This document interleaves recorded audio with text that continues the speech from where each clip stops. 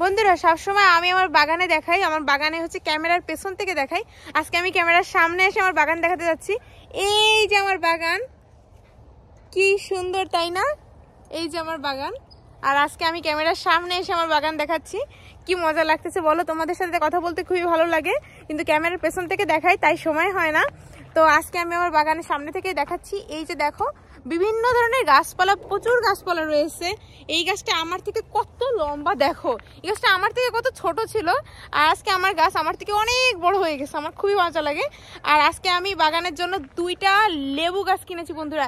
এই যে দেখো, 2টা লেবু গাছ কিনে নিয়ে আসছি। আর প্রচুর পরিমাণে শাক পাতা তো রয়েছে বাগানে, যেখানে আমি স্ট্রবেরিও পেয়ে গেছি। এই যে দেখো, হাত ভর্তি স্ট্রবেরি, 3টা স্ট্রবেরি, সেটার জন্য আমার হাত ভরে গিয়েছে। আর এটাই আমার জন্য অনেক কিছু।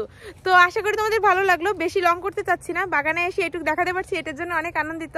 কোনো সময় আমি মানে ক্যামেরার সামনে এসে কথা বলার মতো সুযোগই পাই না, তবে আজকে কথা বলতেছি, সেটা আমার জন্য খুবই ভালো লাগলো। তো ওই যে তোমাদের দাদা চলে যাচ্ছে।